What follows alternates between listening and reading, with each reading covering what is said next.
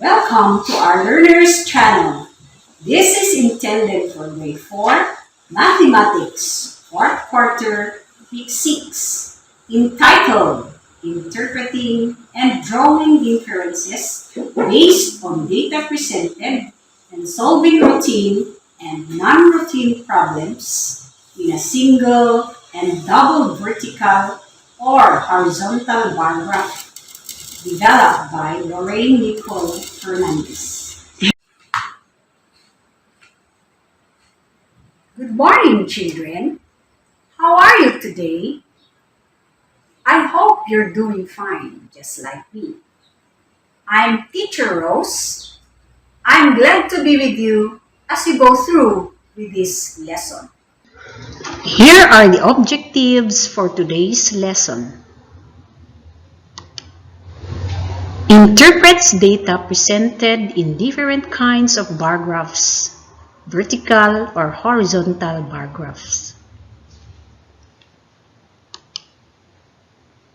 Draws inferences based on data presented in a double bar graph. Solves routine and non-routine problems using data presented in single and double bar graphs.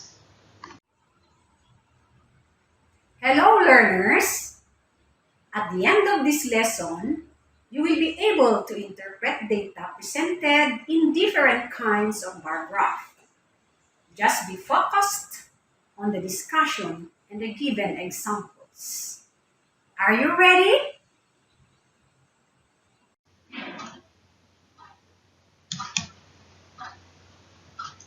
Read and understand the situation below, then answer the questions that follow based on the graph presented. Write your answer in your notebook.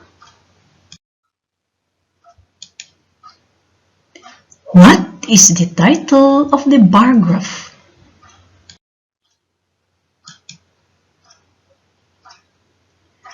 What is found in the horizontal axis? What is found in the vertical axis?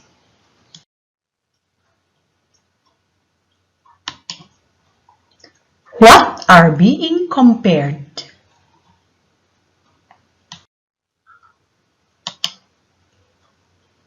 What flavor has the greatest number of votes?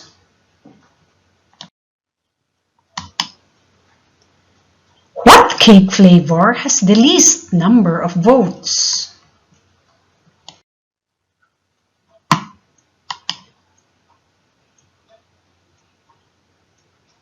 How many votes are there in vanilla and red velvet flavors?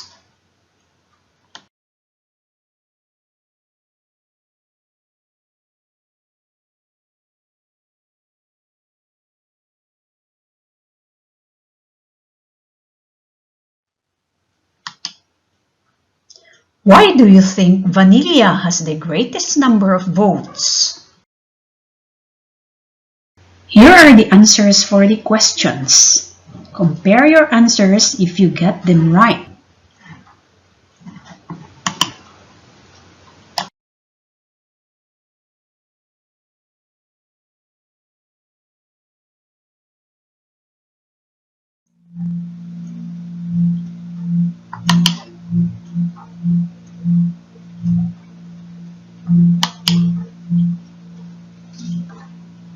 Here's another activity.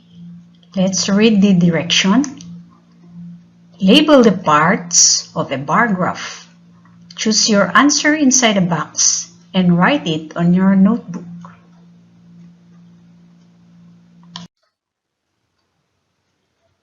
Oh, what's your score? If you got it all, very good. What can you say about the bar graphs? How will you interpret the bar graphs? Are the two graphs the same? How do they differ from each other?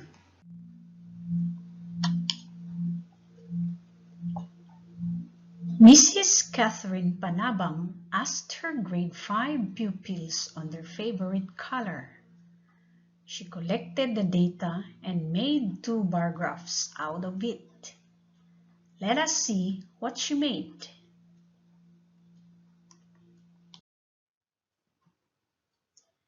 You got the correct answer.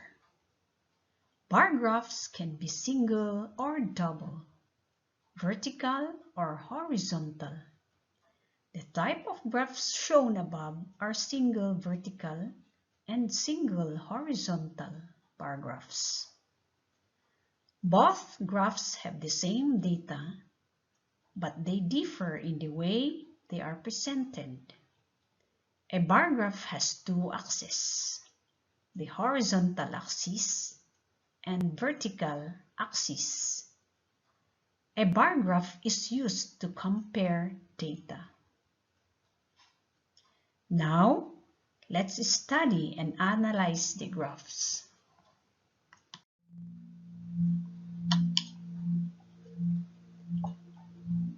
Mrs. Catherine Panabang asked her grade 5 pupils on their favorite color. She collected the data and made 2 bar graphs out of it. Let us see what she made.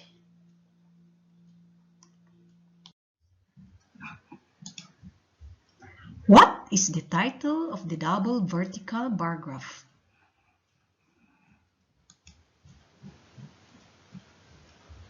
Sport choices.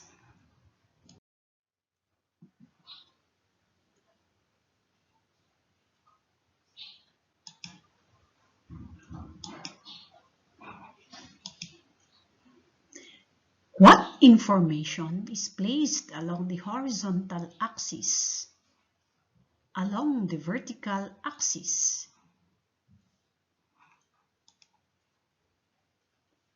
Sports. Number of pupils.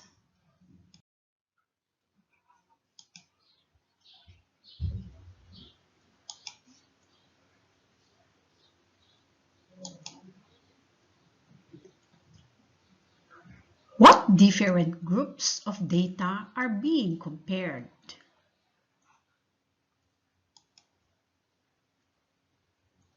Basketball and swimming.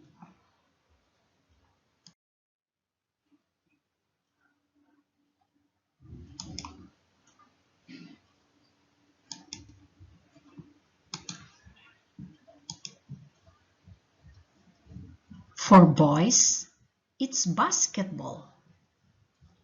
And for girls, swimming.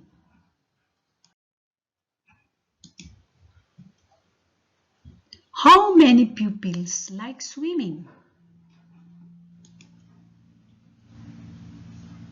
45.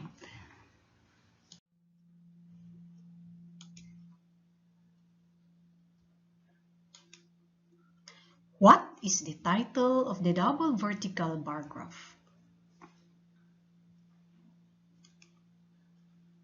Sport choices.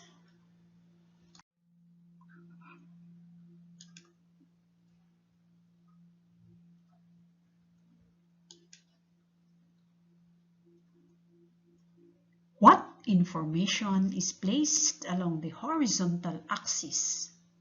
Along the vertical axis? Number of pupils and sports.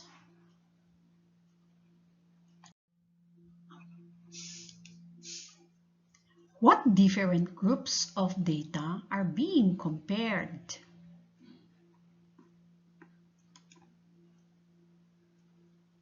Basketball and swimming.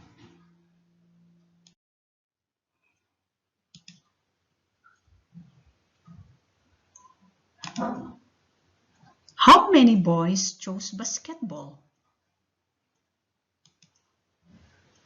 30.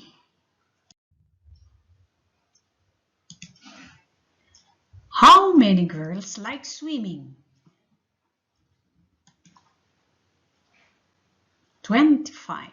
Can you follow, children? Great!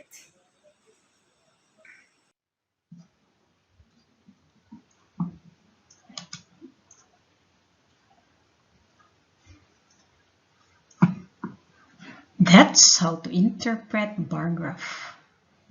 Is it important to learn about this topic?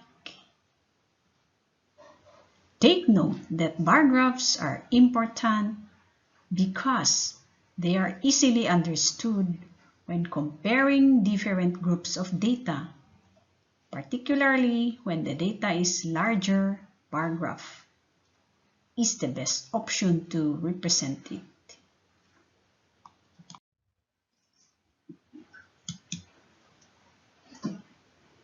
Read and analyze the situation below. Answer the following questions on your notebook. Here is it. Mang Jose harvested different kinds of fruits from his farm. The graph below shows the fruits he harvested by kilograms. Study the graph.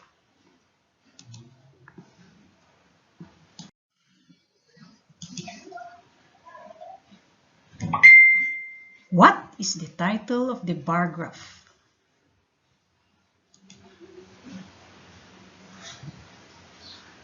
Fruits harvested in kilograms.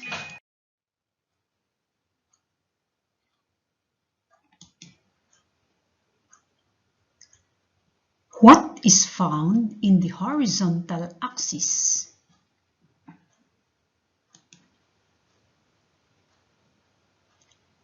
Number of kilograms.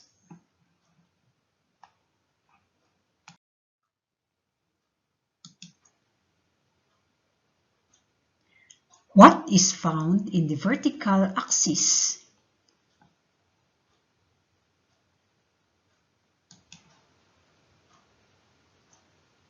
Fruits.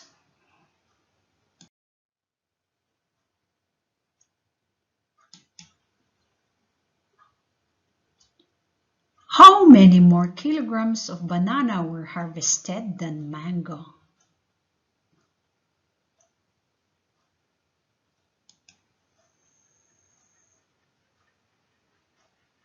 $20 more.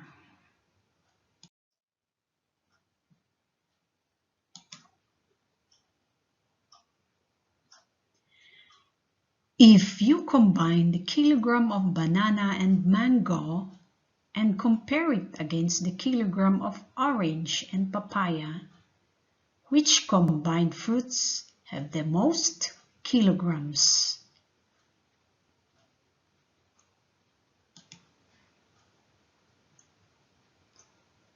The answer is orange and papaya.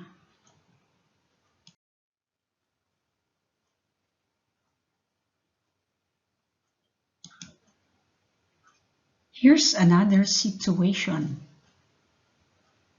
Let us read it.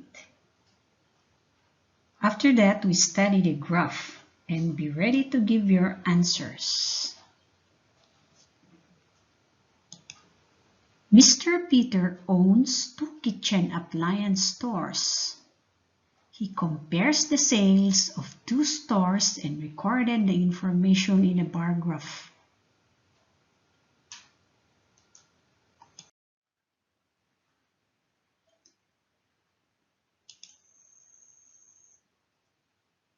Ready? Question number 1. Which item sold the most in store B?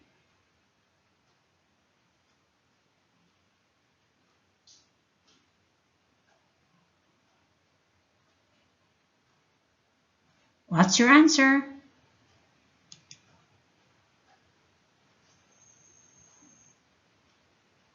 Did you get it right? Let's move to the next question.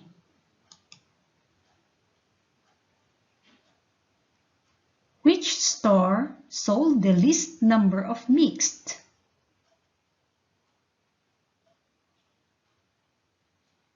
Answer?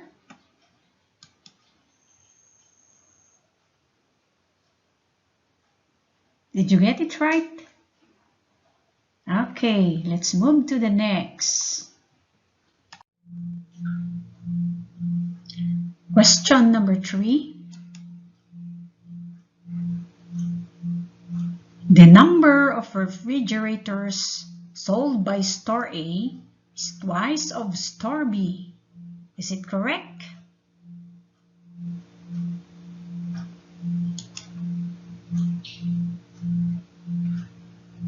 Yes.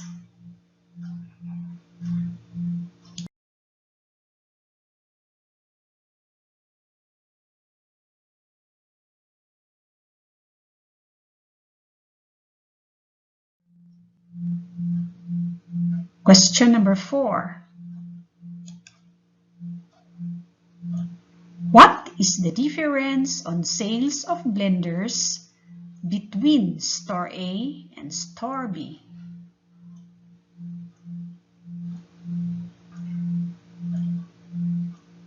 Answer. 10 more blenders.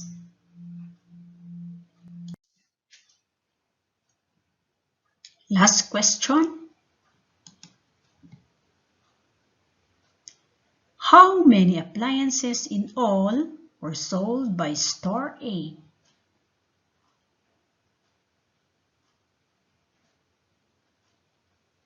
Answer.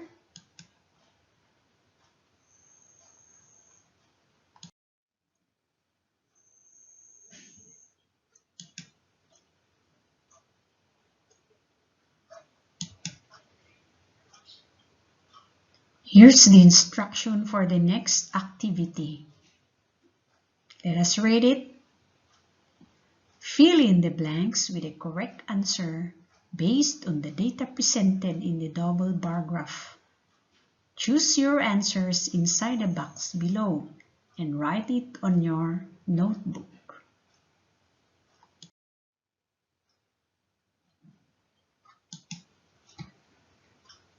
The title of the double bar graph is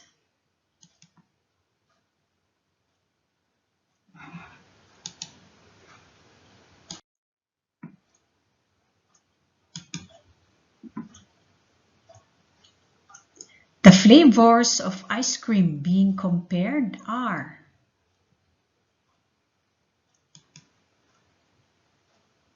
mango and chocolate.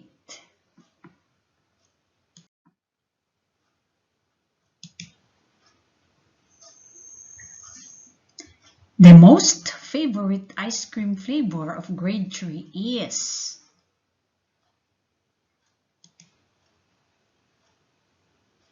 chocolate.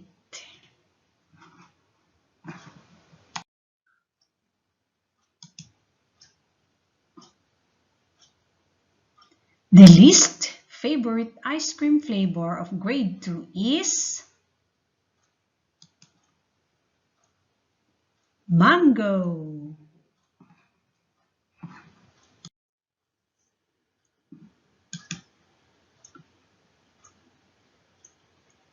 There are blank pupils in all who liked chocolate.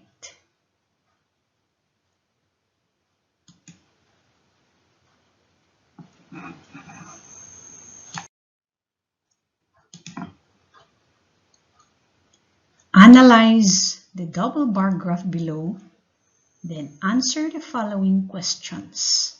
Write your answers on your notebook.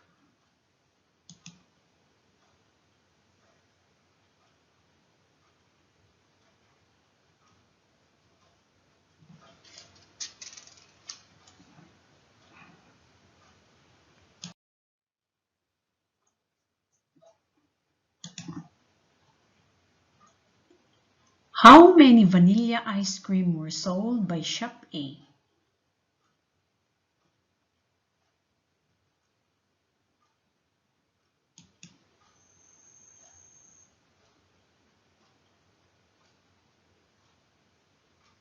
$30.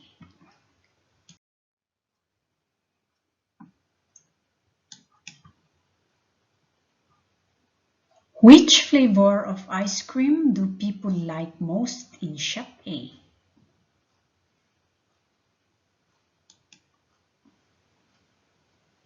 Mango.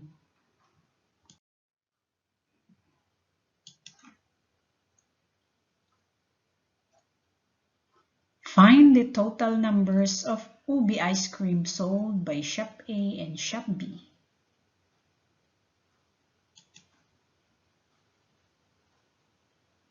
110.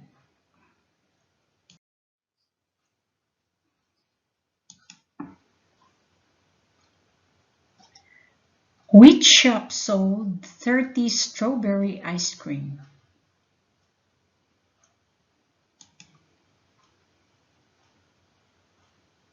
Shop B.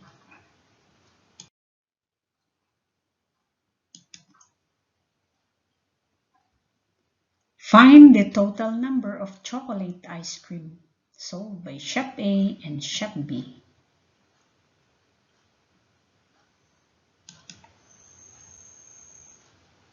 170. You are now ready for the assessment. Good luck!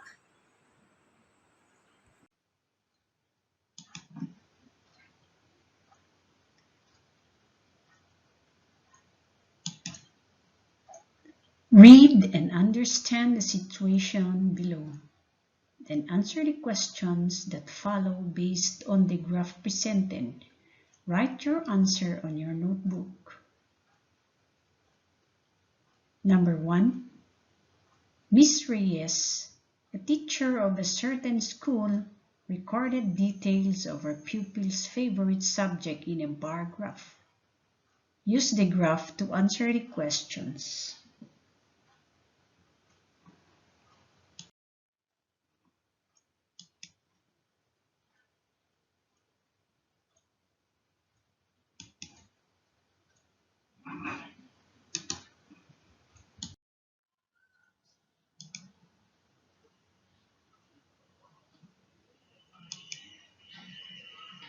Favorite subjects.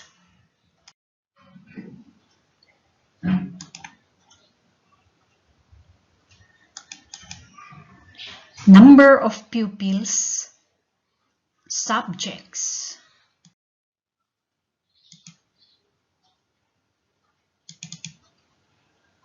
24 pupils.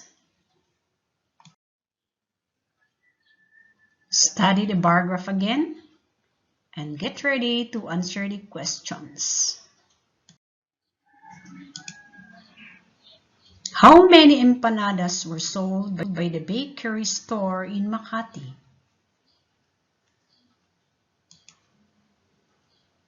70. Which item was most popular among the customers? Empanadas. How many pandesal were sold by both the stores? 70. Which store sold the least number of hopya? Makati.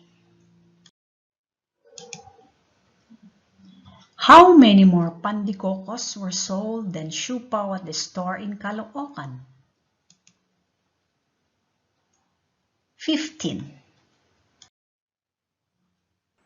Did you get all correct? If you got them all, congratulations! Now, you are more ready to do the other activities. So bring out now your paper and ball pen, then start answering.